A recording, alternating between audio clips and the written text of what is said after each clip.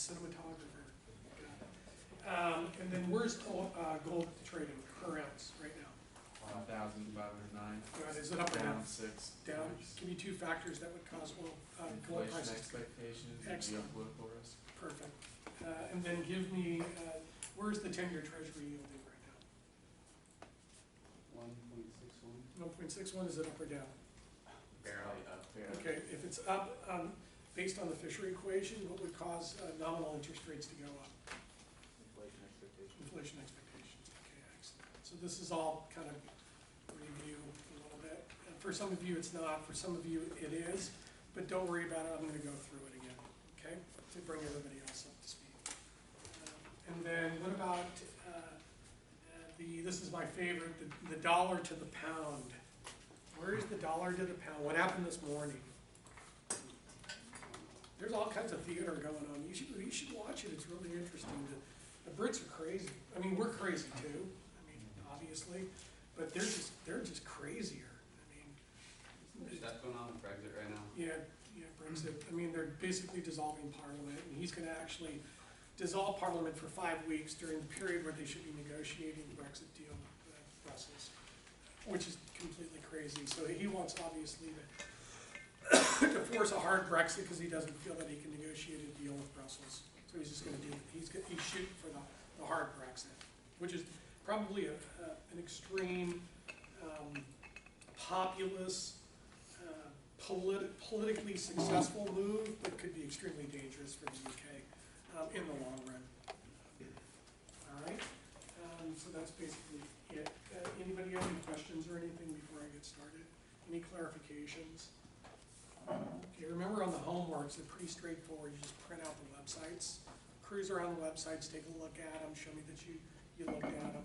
And then for the Excel spreadsheets, just go pull up the Excel spreadsheet, study the Excel spreadsheet, look at the formulas, maybe play with the numbers a little bit, and then print them out like you would be handing them to a managing director. Okay, just don't print all worksheets, because then it'll look like what Drew did in his presentation on the Excel spreadsheets. But any other questions, clarifications? I need to go through the passive portfolio worksheet again? Do I need to go through that again? I probably will do that again, maybe on Wednesday. I'll pull it up while you guys are putting the problems up on the board, and then I'll have you do the presentations, and then I'll go through the worksheet again. But it's pretty simple. That's all you got to do is go to the target portfolio worksheet and put in the market caps, okay, and then put in the prices as of January 2019. That should be the first step, okay. And then don't forget to put the ticker and the sector and the company's name. And then it should the whole thing should fluff, right? And then that's all you gotta do is go back, put in the prices from January 2018, 16, blah, blah, blah, right down to 09, okay?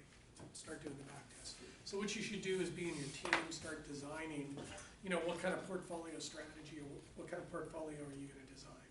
Is it gonna be 100% large cap, or is it gonna be 50% large cap, 25% mid cap, 25% small cap? How much is gonna be, is it gonna be a defensive portfolio? Is it gonna be aggressive portfolio? Is it income? Is it growth? What are the sectors, allocations across the portfolio? And then what companies are gonna populate? And usually I just pick the companies that I know, that are good. In tech, it's Apple. And defense, it's probably Northrop Grumman and Boeing. It's consumer staples and products, it's probably Kellogg's and Procter & Gamble. Watch out for Johnson & Johnson because they just got sued, or there's pending liabilities. That would probably hurt their earnings per share in the short run, but in the long run, it's probably maybe a good time to pick up a little Johnson & Johnson. I don't know, but I don't think that the court case has been resolved yet. Okay. Any other issues, questions, clarifications? Read the book, work in teams, start working on the take-home quiz. It's all laid out for you. It's pretty simple. It's basically a take-home self-study guide, and you just work through the book and try to memorize everything that you see. Okay. All right. Any other questions? Did I quickly go through this pretest? Not yet. I have not gone through the pretest with you guys? Okay, so let's go through the pretest quickly. Pretest is pretty simple. The resources are available to you underneath the pretest on the website. There's like 4 or 5 statistical reports or references from multiple books that will help you. You can also Google a lot of these things. So I would say about 25% of the exam is pretty straight. There's just a few nuances that I'll go over today. Yes. I know this is due Friday, but what about the, Well, I want to look at it on Friday okay. and see how far you got. Oh, okay, and what about the quiz?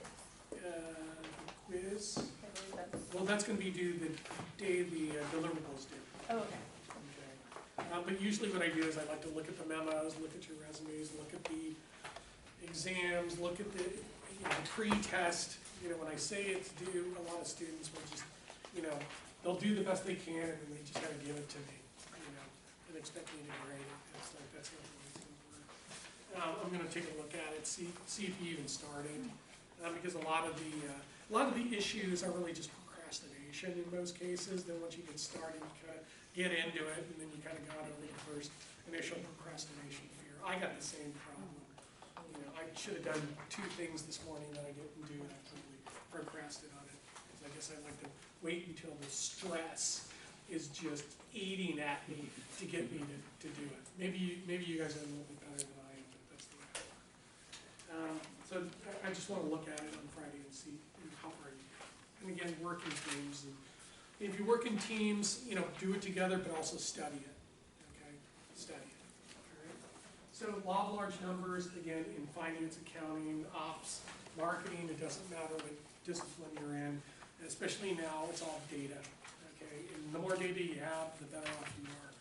And if you have a lot of data and it's not normally distributed, what I can do is I can log a lot of these numbers, or I can standardize the numbers, I can log the numbers, I can create normal distributions, I can filter out the outliers using a 2-stage filtering process, and then convert the distribution back and have it be normal, so that then I can apply the statistics, the statistical analysis to get the information I need to make decisions. And then arithmetic means, what's the problem with them? What's the problem with arithmetic means? What's the problem? I just mentioned it.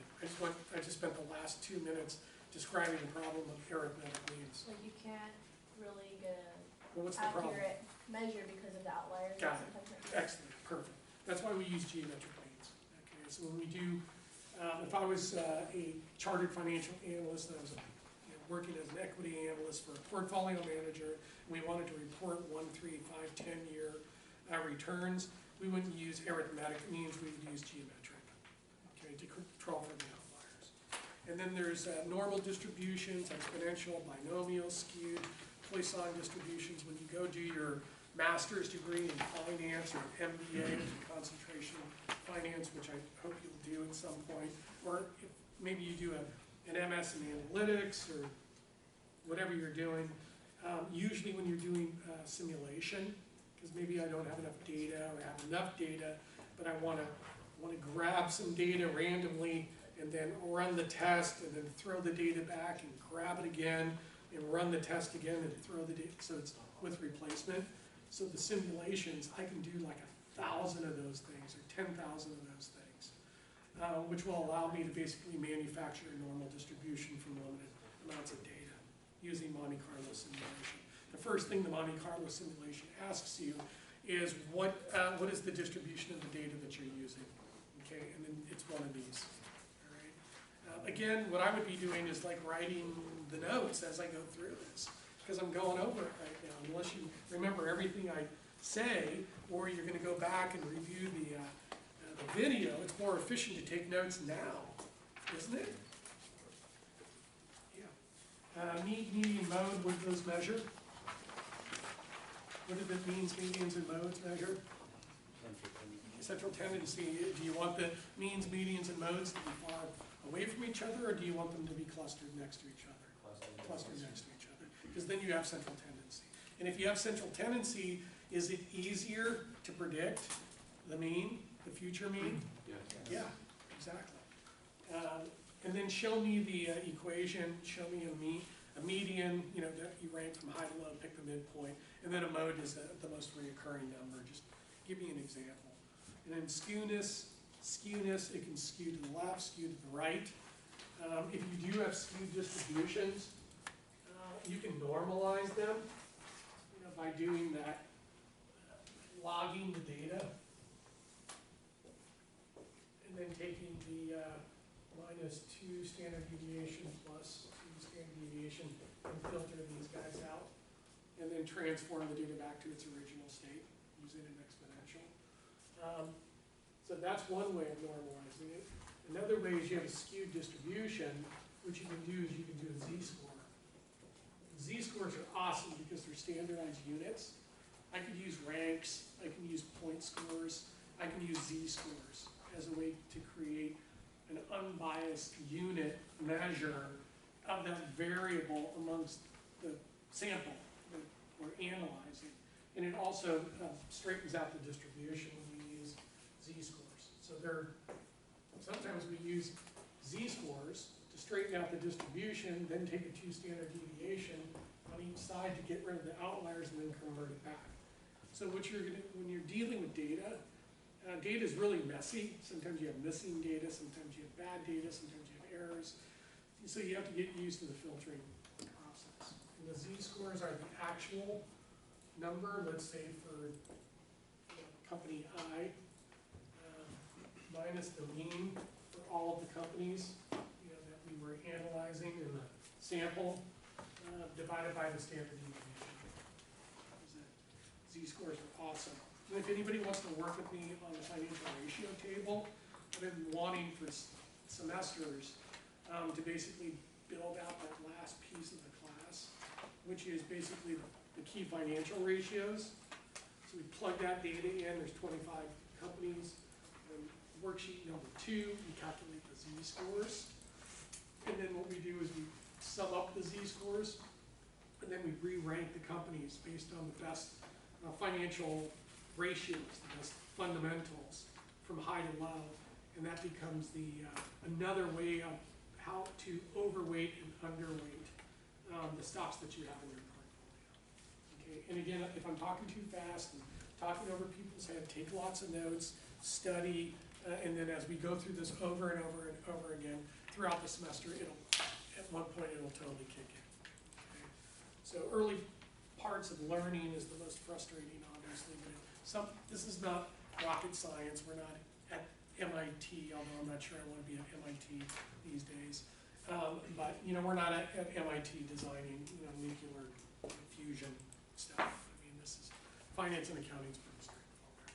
And then data visualization. Usually when you collect the data, you have some kind of user interface or UI that allows you to do data visualization, and histograms, stem leaves, and box plots are easy ways to look at the data and look at the normality of the data and get some visualizations. And don't forget to put the diagrams in there, okay, draw those in there. And then variance and standard deviation. When you hear variance, standard deviation, what's the first thing that pops into your head? Risk. Variance is obviously the dispersion, standard deviation is the square root, so it creates a unit. And what you'll see is as you're working through these chapters, and I'm making you, write out these equations, you're gonna see variance and standard deviation all over the place in different types of transformations. Once you kind of get the hang of it, you'll go, oh, that totally makes sense. And it's kind of cool. Variances and standard deviations you can use to normalize stuff and then create analytics, particularly for portfolios, which is pretty cool. And then confidence intervals, confidence levels, 99, 95, 90. I would say over the last 30 years in the social sciences, particularly in financial economics, we didn't have a lot of data. So we were using 90 and 95 confidence levels to test for statistical significance of the independent variable's ability to predict the dependent variable, so it's the t statistic. So we had to lower, you know, the confidence levels to 95 and 90 to get the t-statistics to bump up, you know, so we can see the positive or negative relationship, you know, with the dependent variable. But now now that we use big data analytics, and we're collecting all of this data, just huge data sets, the 99% confidence level is now becoming even more relevant now, because we're now moving into big data sets. And for example, we just downloaded a data set. It took us about 2 weeks to download the data set, because we didn't have basically a data feed, you know, an API, I forgot what that's called, that basically allows us to go right into the data set and extract it really quickly. We actually had to go through manual downloads, yeah, and it took us forever, because that data source didn't provide us with an automated way to be able to, or an interface to extract the data, so we had to do it by hand, which was brutal. The other data source gave us an API and an interface, and it took us like 1 day to get the data. So you're going to be running into some of these data issues, okay? And that's why we do this, is so I can kind of help share with you some of the obstacles that I've run into over the years and how I've overcome them, okay? And then the Z-score is a statistical test of the independent variables' ability to predict the dependent variable. We don't use the Z-test because it's for very small samples, okay? And we would use, what is it, parametric tests if we were going to use really small samples, but we usually don't run into that issue. So the t-statistic is going to tell you the statistical significance of the independent variable's ability to predict the dependent variable. This is the equation that I want to see on page 8, number Q8. Okay, this is the equation that I want to see exactly. Is y hat equals the intercept or alpha beta 1 hat, which is the coefficient, x1, which is your first variable, plus beta hat 2x2 plus beta hat 3. I'm going to do the whole model here. 3 plus beta hat 4x4 plus beta hat 5x5 plus the error term, which is also an estimate. And if this isn't something that you've seen, or you're still a little rusty in regression and statistics, you know, just Google it, go up, you know, study it. You know, again, it's not rocket science. So here's the dependent variable. Again, it could be cross-sectional, or it could be time series. And I'll explain that in a second. So here we go. So if I want to test the variable 1's statistical significance and its ability to predict the dependent variable, one, I could look at a simple correlation coefficient, or I could run the regression, a single regression, and look at the t-statistic. And usually the t-statistics range plus and minus 2, but if you're around 2 plus or minus, it's too high.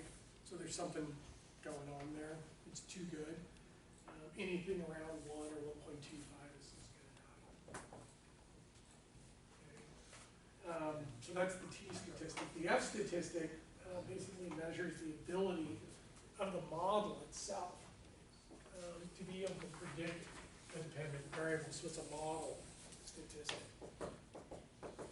It's an f-stat.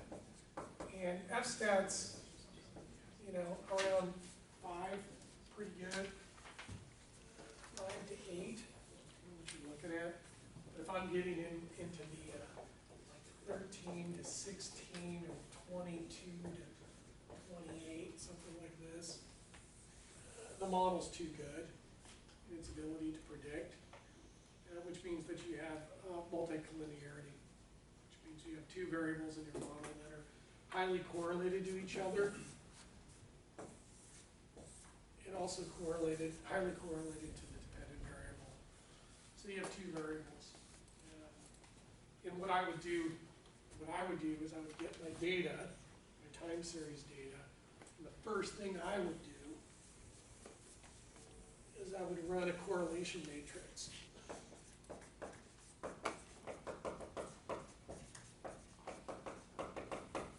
And I'd look at the correlations. And remember, the correlation matrices are on a diagonal. Okay, so very quickly I can see what variables are highly correlated to the dependent variable, and also which ones are highly correlated to each other, and identify the multicollinearity. Because that's your biggest problem when you're building models. Are you going to be finance majors? Are you going to be building models? Are you going to be building models? Yes. Yep, you're going to be building models all the time. They're going to ask you to build models, or modify models, or build models, either new ones or update old ones. Or so you got to kind of get into the model building mind frame. Okay. Let's see what else. Your error term here, you want to minimize the mean square error. You can't go forward in this lesson until you understand this stuff. Okay, and when you go through the book, it's going to reinforce it. So this is basically the foundation. All right. So you want to minimize the mean square error. What the regression looks like. Am I talking too fast, or not fast enough, or no? Okay. You're good. Okay. When I see people talk, I'm just like, are they talking about me? I get a little paranoid, right? Because I know you guys talk about it, it's fine. So we have the data points here, right? And then you run the regression, and it basically fits a line through the data. Okay. Well, your line's here, but your data points are up here. This is the error, right, between the data and the line. So the wider the error between the line and the data points, you're going to have a higher mean square error. Okay, so if you can minimize it, that's really the key. And then this alpha right here is the intercept. Usually when you run a regression, it always pumps out some kind of intercept term. Okay.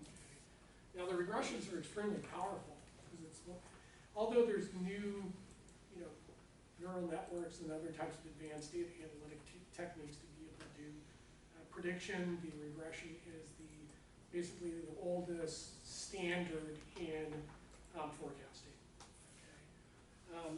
So let's say I go ahead and I do the research, identify the variables from the literature, read the industry research reports, identify the variables. I talk to people inside and outside the firm to confirm the variables, basically put the model together, and I collect the data and I run the regression. Okay. And it's also going to give me an R-square. Another measure, if the adjusted R-square is relatively high, that means the model is doing a good job. If the T's are relatively high, that means that the independent variables are doing a good job. If the mean square error is relatively low, it means that the model is doing a relatively good job. It's not going to be great, but just good enough to be able to forecast. And then it's going to pump out these coefficients right here. And then what you're going to do, depending on what you're trying to forecast in finance, return on equity is like one of the #1 variables that I would want to forecast, because that's going to determine where the stock price is going to go. So what I do is I pump in, let's see, debt to equity, forecasted sales, earnings, whatever these independent variables are. And I basically multiply the variables in the next period by the coefficients. So I basically just run the model through and multiply the actual variables by the coefficients, and then I sum them up, and it basically gives me a forecast of ROE for either the industry or the company or whoever it is I'm trying to forecast. Okay. But sometimes I don't have let's say this is a company, a single company, that I have over time.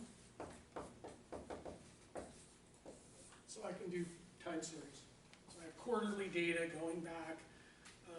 If it's IBM, I can go back 10 years if I want to. So I can have 10 years with quarterly data. So that's going to be your time series regression.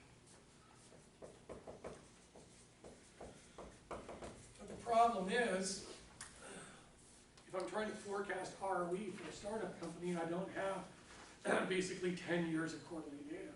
I might have a year. I got 4 data points. Well, is that large enough sample to be able to run this stuff? No. So what are you going to do? Well, what you do is you use cross-sectional regression. Because what I can do is I can go out and I can find startup companies or other companies similar to my company in the same sector that has been, that's similar to ours. I can find other startups in the sector, and I can, instead of doing 10 years of quarterly data, I can maybe take 1 year of data over maybe 40 companies. So it's one period of time.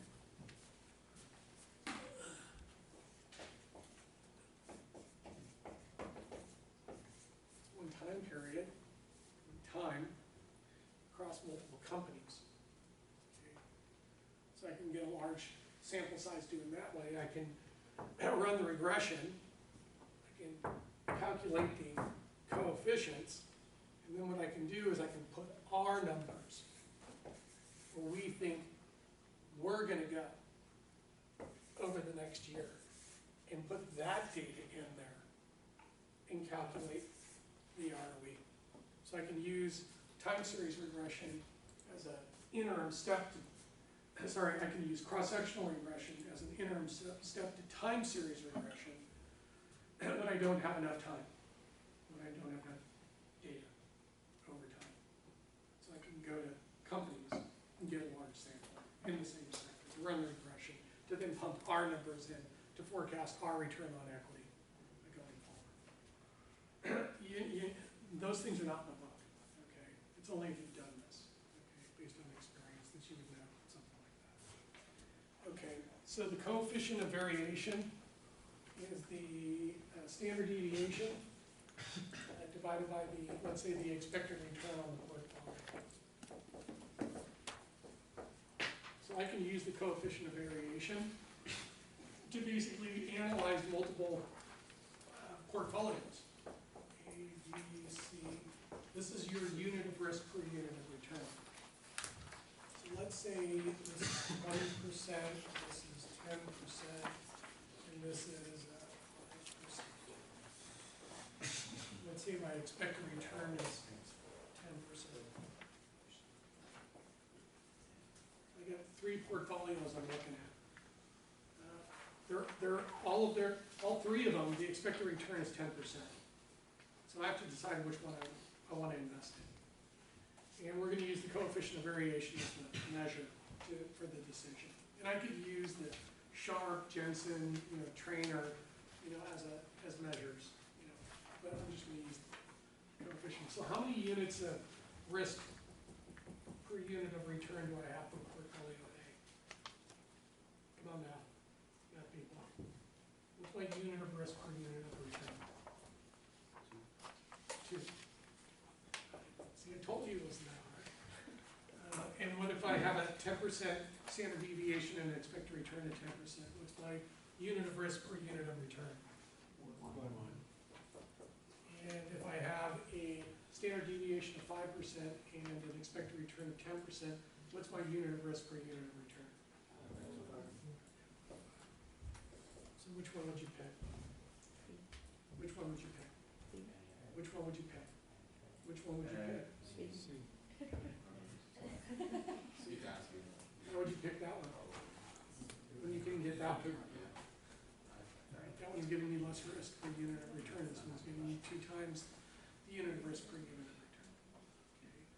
Okay. You can also use the risk-adjusted rate of return, which is basically the expected return on the portfolio divided by portfolio standard deviation. We can just flip it, right? So let's just flip it. 10, 5, 10 and 10. 10 and 20. So for portfolio A, what's the unit of return per unit of risk? What's the unit of return per 0.5. unit of risk? Got it. 0.5. What about portfolio 2? B? 1. 1.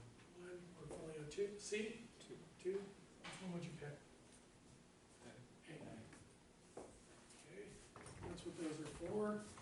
And then the covariance, it's basically, you know, the ranges, the dispersion between the returns squared. It's basically like it's a variance divided by n. Okay, you'll know that when you write it in. And then the correlation coefficient is awesome. It's basically you take the covariance, say you have two stocks in my portfolio.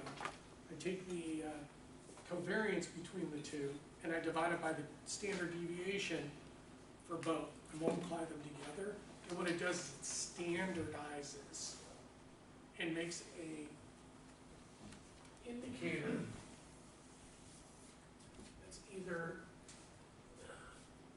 plus 100 plus 1. So if I got two stocks in my portfolio, or I got a one-stock portfolio, which isn't even a portfolio, but I got one stock in my portfolio and I'm starting to build my portfolio. I want to build a portfolio. So I start adding stocks to the portfolio. Whose returns are, you tell me, are they highly correlated, low correlation, negative correlation? What is this? High, low, no, high correlation, positive or negative? Positive or negative correlation? Positive, okay. So that's probably a perfectly correlated stock. You're not getting any diversification whatsoever. What about this one? I put stocks in the portfolio that have correlation to this. What's the correlation coefficient? Okay. What is it? 0.5. What is it? What's this one? I put stocks in my portfolio whose correlations are this. What's that?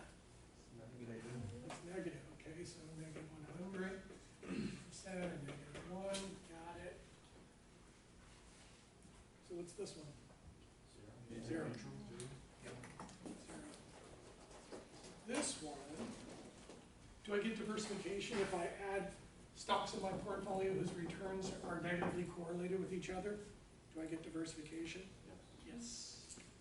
If I add stocks into my portfolio whose returns have 0 correlation with the other stocks in the portfolio, do I get diversification?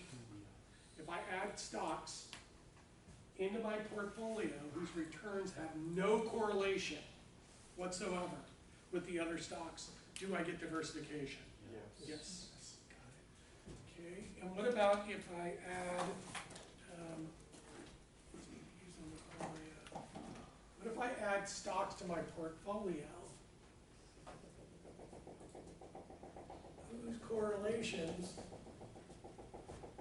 or there are low correlations with the other stocks in the portfolio? Do I get diversification? Yes. Awesome. So you get diversification when you add stocks to your portfolio whose returns have low, no, or negative correlation. Okay? All right. Awesome. Just cranking along. How am I doing on time? 15 minutes. Okay. Here's This is 25 boring. minutes. It's just tedious.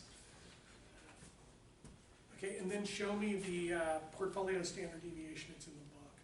The one with both the correlation in one equation at the end and the other with the covariance. Okay. So you can use either one when you're doing the calculations.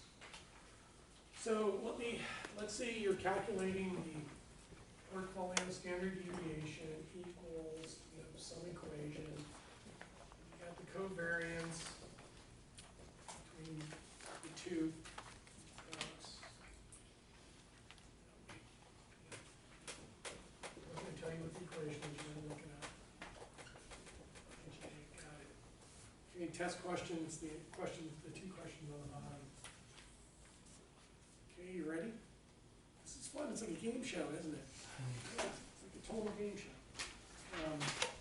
So the covariance, when you're calculating the portfolio standard deviation, the covariance goes up. What happens to the portfolio standard deviation? What happens to the risk of the portfolio? The covariance goes up, what happens to the portfolio standard deviation? Say it. We'll go up. Up. And if the correlation goes up, what happens to the portfolio standard deviation? Come on, it's logic. If this goes up, then this goes up. Excellent. Yeah, right on. Okay. All right. No, it's again, I'm telling you, it's a game, it's rules, you just learn the rules. Okay. If the covariance goes down, what happens to the portfolio standard deviation? It goes down. The correlation of the portfolio goes down, the portfolio standard deviation goes down. You just memorize this stuff. Just memorize it. These are just the fundamentals. Okay. All right, so that's 7. And then we already have this. Right? And we talked about cross-section, we talked about time series. How do you determine the 10 variables that you're trying to forecast? How do you determine? Yeah, how do you come up with them? You're working at a firm, maybe Goldman, Merrill, JP, in their equity research or M&A or trading group or sector group, or you're doing some research.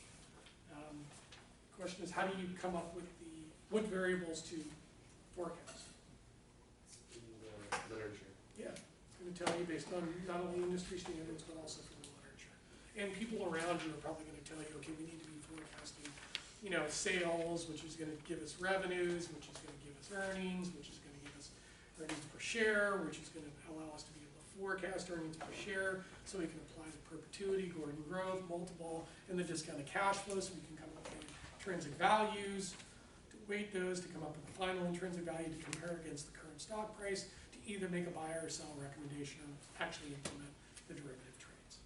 Okay, so yeah, and then how do you determine the independent variables? How do you determine these? One more time. Say In it the again. literature. The literature, you go back to the literature, you look at industry, and you look at peer review journal articles from the academy, you look at literature, you look at theory, and you look at the variables that basically consistently over time have popped up in these regression models that have been consistently accurate in predicting the return on equity consistently over time. Where else would I determine the independent, how else could I determine the independent variables? Ask your peers. Yeah, you ask people around you, you ask senior level managers, and if it's not proprietary, you can ask outside experts what they think would drive ROE or tech sales or whatever.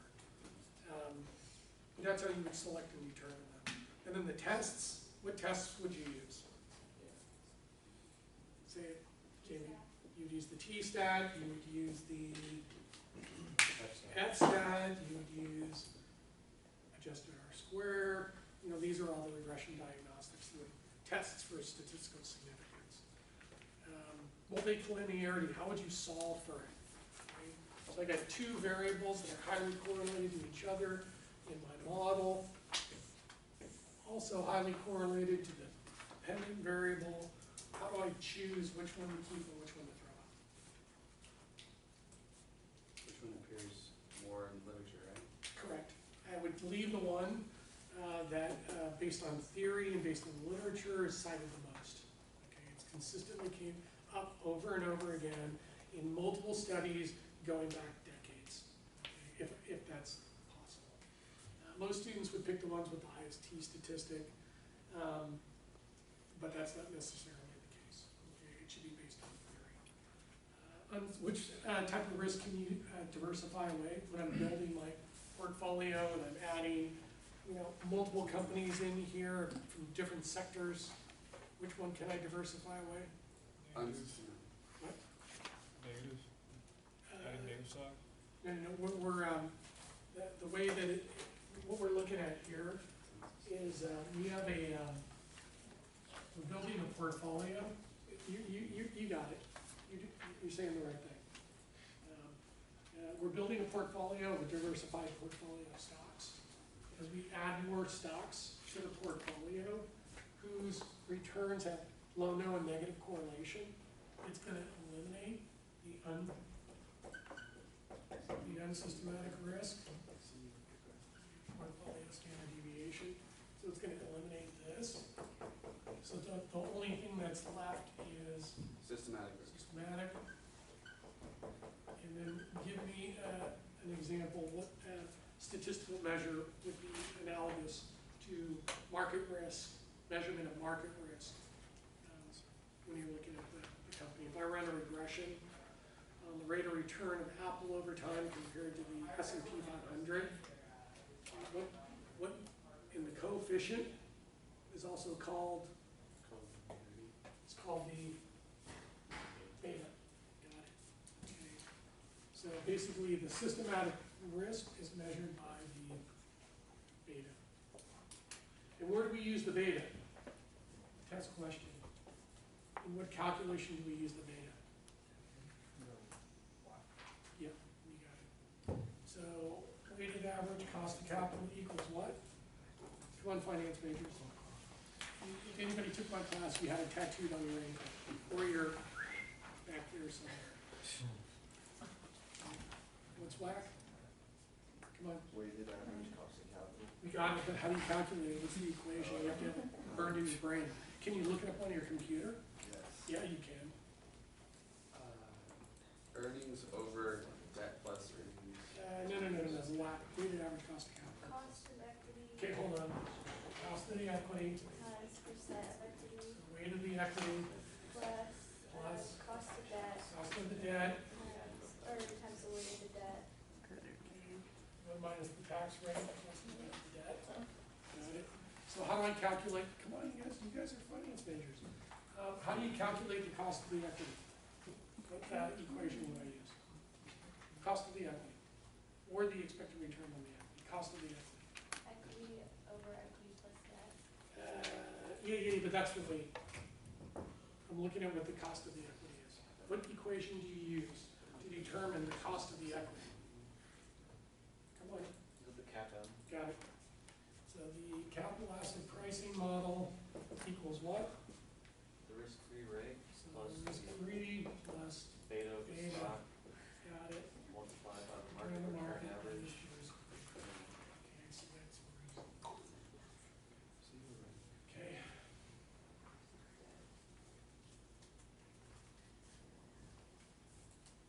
You already know what kind of risk we can diversify away. You already know what a balance sheet is. You know what an income statement is. You know what a cash flow statement is. You know how to calculate. Oh, look at that. Weighted average cost of capital and CAPM right there. And then the arbitrage pricing theory is basically this equation, but you're using economic factors to be able to forecast the return on the stock. So APT is the cross-sectional regression analysis. Perpetuity, how much time do I got? 15?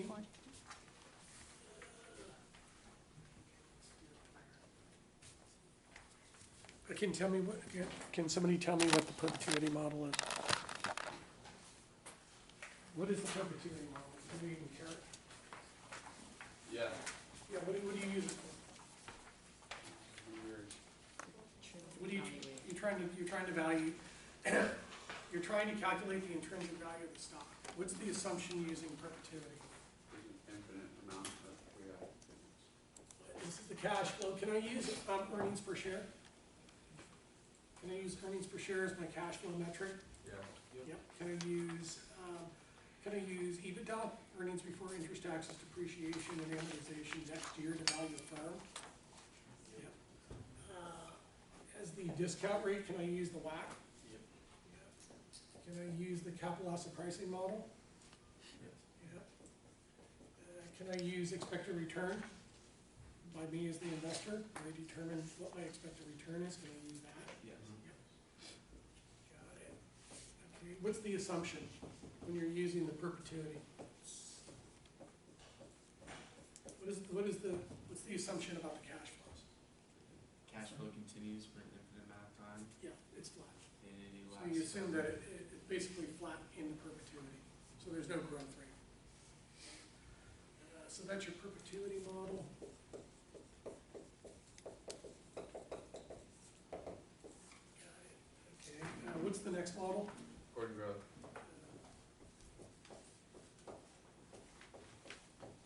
Got it. And what's the assumption under Gordon growth in regards to the cash flows? Constant growth. Yeah, T plus one, I minus G, got it. Equals the value using Gordon growth. So here, the cash flows are flat forever. Here assumes that these cash flows are gonna grow at a constant rate, linear, constant rate forever. So it's just I minus G. Okay. This is I minus G. Okay. So obviously, if the growth rate goes up, right, this product goes down and the value goes up. So growth rate and earnings expectations is the #1 driver for stocks. Obviously, if interest rates go down, values are gonna go up. Or expected returns go down, or WACs go down, or cost of equity, or expected returns on equity go down, it's gonna cause the values to go up. But growth rate expectations in future cash flows is going to determine the stock price, okay, and where it goes. So obviously, if we can max out the growth rate expectations, we do a good job in communicating to the marketplace, our ability to grow our free cash flows or our earnings per share into the future, this is gonna go up, and our stock price is gonna go up. Okay. So that's kind of what people are trying to do. And then the multiple approach. The multiple approach, how would you calculate the intrinsic value using the multiple approach? What's the equation?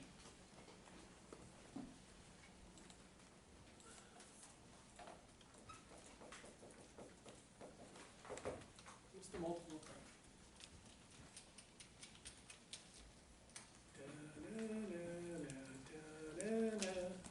Dun, dun, dun, dun, dun, dun, dun. Okay, so what's the multiple approach? Next year's cash flows multiplied by, So we got next year's cash flow, T plus one. multiplied by, could be 1 divided by WACC, or 1 divided by cap value. So we got the multiple, T plus one equals the value, T plus one. The multiple is price, stock, price, T plus one divided by the earnings per share. Earnings per share, price divided by earnings per share, forward-looking price, forward-looking earnings per share. So the multiple. Okay, that's one way to calculate it. What's the other? Could What's be the other? over WACC, Yeah, one divided by the WACC. WACC or capital asset pricing model or the expected return. That's also gonna give me a multiple. What's the other approach? Could be other companies if they're comparable. Yeah, I could use, other companies or peer group. I can use their earnings per share, as a metric, and then give me one more.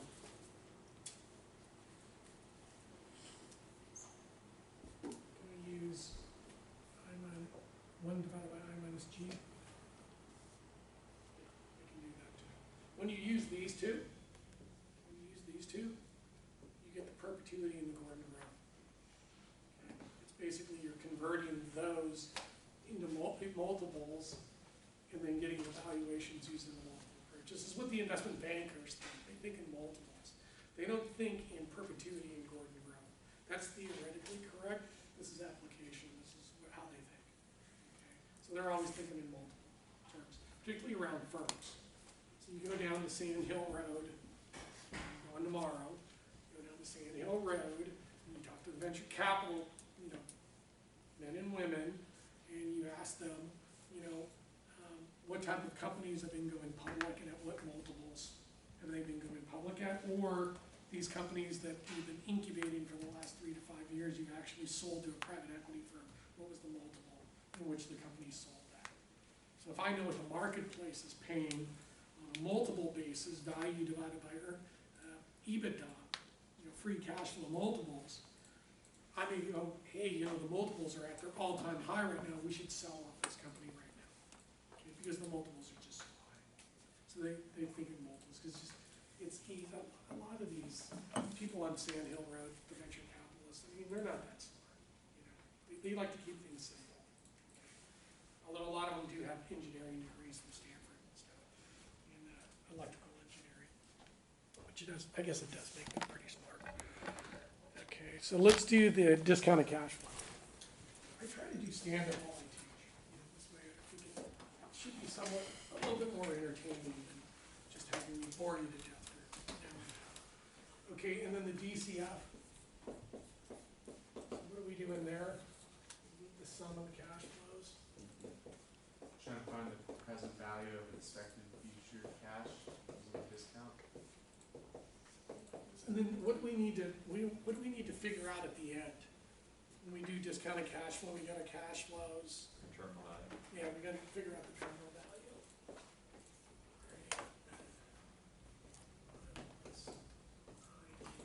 I'll go through a little bit of that later, but this is, you're taking the sum of the discounted cash flows plus the last year in the holding period's terminal value. And the terminal value, as you know, you need to take the cash flows out one more year, calculate the terminal value, bring it back, add that terminal value to the last year's cash flow in the last year of the holding period. Okay, so that's that. And then I think I'll wait until next Monday. I'll do the unorthodox monetary policy. A lot of you have probably already done this. There are videos up on the website that go through a lot of this stuff. I'll try to burn through this intro stuff as much as possible. If you guys are stuck or having problems, you can talk to other people that have taken my class, which they're all around you. Maybe you can whip through a intro book. Coroni is what I use. You could just look at an intro to finance and look at the present value, look at stock valuations, company valuations. And if you need some of that stuff, I can provide that to you. So you can, or we'll just review it. Okay, so just read it. All right. And then on Wednesday we'll do problems. I'll hand out more problems for next week. And then on Friday, who's going on Friday? We are. Awesome. Who else? Awesome. Who else? Right. Who else? Okay. You guys too? Okay. Perfect. You know the strategy around that? No. No? Okay. I already provided you with a PowerPoint presentation. So what you do is, what I try to do is assign those beforehand so you have a week, you know, to kind of study for it, and then you edit it down, and, you know, you build a 12 to 15 minute presentation. Right? You can add stuff if you want to, but a lot of the stuff's out of here, you know. But, you know, pretend like you're, you know, you're presenting to senior leader. With the amount of groups, are we going to be doing this like every other week, probably? The groups, Yeah. you'll do problems on Wednesday by yourself, and then you'll be doing the group presentations on Friday. Yeah, but And then the presentations are on the portfolio. Once you get your portfolio going, then what I'll do is I'll check it, and then you'll build a PowerPoint presentation and you'll present it. Gotcha. There's a template up on the course website. good. And then for the SIE, Yeah. if we want to do the like